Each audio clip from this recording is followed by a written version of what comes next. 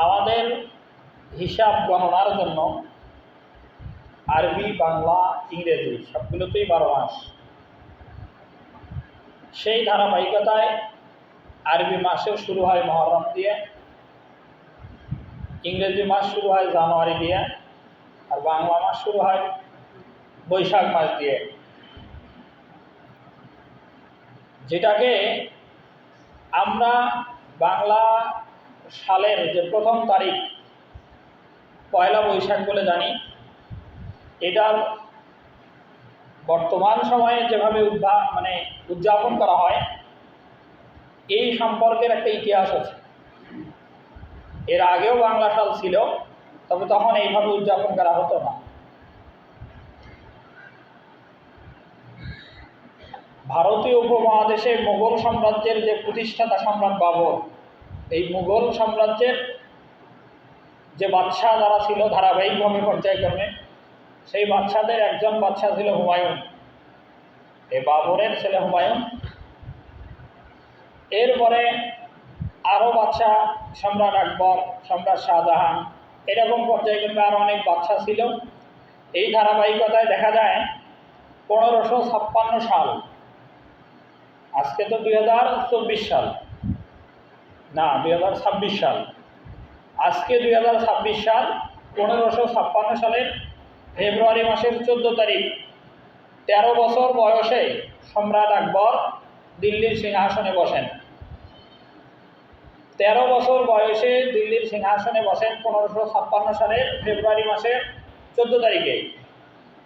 এরপরে সেই সময় সারা বাংলা, তখন তো আর বাংলাদেশ ভারত আলাদা ছিল না, পুরো উপমহাদেশ পরিচালনার জন্য, রাষ্ট্রীয় খরচ বহনের জন্য যে নির্দিষ্ট অর্থ সরকারি ফান্ডের প্রয়োজন ছিল, তার প্রধান উৎস ছিল খাজনা। খাজনার রেওয়াজ এখনও আছে, কিন্তু আমরা যেভাবে দেই, আমরা তো বিভিন্ন প্রয়োজনে খাজনা পরিশোধ করতে বাধ্য হই, জমির খাজনা। আর সেই সময় সম্রাট আকবর একটা নীতি করেন যে প্রতি বছরের যে ফসলি জমির যে খাজনা হবে, এই খাজনা বৈশাখ মাসের 1 তারিখে কৃষকেরা রাষ্ট্রীয় কোষাগারে জমা দেবে, এবং সেই অর্থ দিয়ে সম্রাট আকবর তার যে পরিষদবর্গ আছে, মন্ত্রণালয় আছে, বিভিন্ন বাহিনীতে কর্মরত লোক আছে, তাদেরকে বেতন ভাতা দিয়ে সারা বছরের রাষ্ট্রীয় কাজ পরিচালনা করবেন। এইভাবে পয়লা বৈশাখ রাষ্ট্রীয়ভাবে গুরুত্ব পায়, যার মধ্য দিয়ে উদ্দেশ্য ছিল একটাই, যে রাষ্ট্রের সকল মানুষের খাজনা আদায় করা। কিন্তু বর্তমানে দেখা যায় পয়লা বৈশাখকে কেন্দ্র করে মানুষের ভিতরে বিভিন্ন রকমের আনুষ্ঠানিকতা, যেমন যে পয়লা বৈশাখের দিনে পান্তা ইলিশ এই জাতীয় খাবারের আয়োজন করা, যার রাষ্ট্রীয়ভাবে কিংবা আপনার ধর্মীয়ভাবে কোনো গুরুত্ব নাই। এরপরে পয়লা বৈশাখকে কেন্দ্র করে বিভিন্ন জায়গাতে বিভিন্ন ধরনের অশ্লীল সাংস্কৃতিক অনুষ্ঠানের নামে যে গান বাজনাগুলো করা হয়, এগুলো তো একেবারেই ইসলাম বিরোধী কাজ।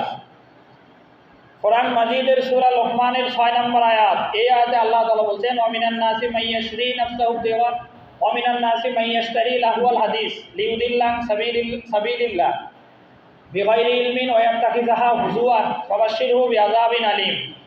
যে ওয়ামিনান নাসি মাইয়াশতারি, যে মানুষের ভিতরে এমন অনেক মানুষ আছে যে ইয়াশতারি, তারা কিনে নেয় লাহওয়াল হাদিস, গান বাজনাকে, লিউদিল্লাহ সাবিলিল্লাহ, মানুষদেরকে আল্লাহর পথ থেকে ফেরানোর জন্য, ওয়া ইয়াত্তাখিযাহা হুজুয়ান, আর এটাকে তারা খেল তামাশা হিসেবে নেয়।